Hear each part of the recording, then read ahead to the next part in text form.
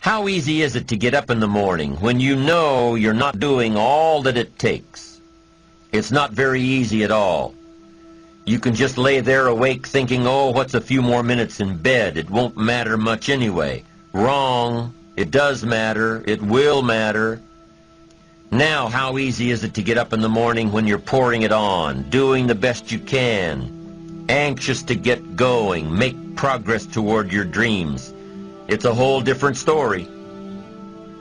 When you're resting to renew your reserves, it's much different than resting to avoid your day. When you're psyched up and excited for your life, when you're excited for what you've planned to accomplish for the day, it's amazing. You'll wake up before the alarm clock even tries to startle you awake. Your successes fuel your ambition. Your successes give you extra energy. Your successes pave the way for more successes. It's the snowball effect. With one success, you're excited to meet another, and another, and another. And pretty soon, the disciplines that were so difficult in the beginning, the disciplines that got you going, are now part of your philosophy. How do you know when you're successful? Do you have to be a millionaire? No. All we ask of you is that you earn all you possibly can.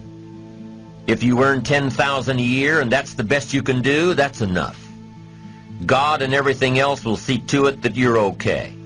The key is to just do the best you can. If it's $10,000 a year, wonderful. If it's $100,000 a year, wonderful. If it's $1 million a year, wonderful. It doesn't matter $10,000 a year or $1 million a year. It doesn't matter as long as you've done the best you possibly can. Earn the most you possibly can. Be the most you possibly can. And here's why. The essence of life is growth. The essence of life is growth, to do the best you can. And here's what's interesting.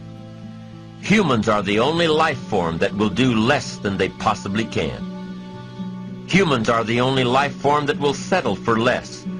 Every other life form except human beings strive to its maximum capacity. How tall will a tree grow? Approximately. As tall as it possibly can. You never heard of a tree growing half as high as it could. No, trees don't grow half. Trees send their roots down as deep as possible, stretch their limbs up as high as possible, produce every leaf possible and every fruit possible. As a matter of fact, you never heard of a human physically growing half. We keep growing until we're done. Now that's a part of life we can't control. It's genetically coded. And that's probably why we keep growing till we're done. Because we can't control that part. It's the rest of our growing that we control. The growing of our minds, the expansion of our minds, that we can control. And that's what tends to get away from us. All life forms inherently strive to their max except human beings. Now, why wouldn't human beings strive to their maximum possibility? Here's why. Because we've been given the dignity of choice. It makes us different than alligators and trees and birds. The dignity of choice makes us different than all other life forms. And here's the choice. To become part of what we could be, enough to get by, or to become all that we can be. My best advice for you is to choose the all. Earn all you can, make all the friends you can, read as many books as you can, develop as many skills as you can, see as much as possible, do as much as possible, make as much fortune as possible, give as much of it away as possible. The max. There's no life like it. I'm telling you, once I got on track, I've never looked back. Pick up the challenge. Go for it. Take the best of the two easies. Take the route of it's easy to get ahead. It's easy to do all you can. It's easy to succeed. It's easy to have financial freedom. The more you do, the more you get. So the two primary benefits of positive reinforcement are, number one, to build good habits, and number two, to create more energy, to fuel your ambitions, your desires, your achievements. How can you isolate what's working for you and what isn't? How can you make sure that you are reinforcing your positive disciplines?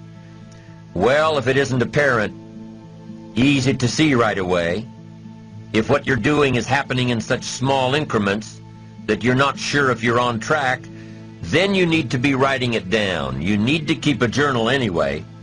But if you really aren't sure that what you're doing is making measurable progress, you need to keep a written record. You need to write down everything that may be relevant in your day. What you did, who you saw, what you felt, how it may or may not affect you now and in the future. The best way to track your activities of the day is to write them down. The best way to track your activities of the week is to write them down. The best way to analyze your progress through the year is to have written it down. Why? So you can look back on it. Because by keeping a written record of your life, you will be more accountable. By putting into writing the action steps that you have planned, you will easily see what works and what doesn't. Most people just try to get through the day, never writing anything down, never keeping track of their progress along the way, never really knowing if they are doing all they can to reach their goals, to drive their ambition. But gifted people learn to get from the day. They don't let a day end without picking up some valuable experience, some emotional content, some idea that may positively affect their future. To get the most from a day, to learn the most from a day, you need to be able to reflect on the day. And how can you reflect on a day unless you record it in history?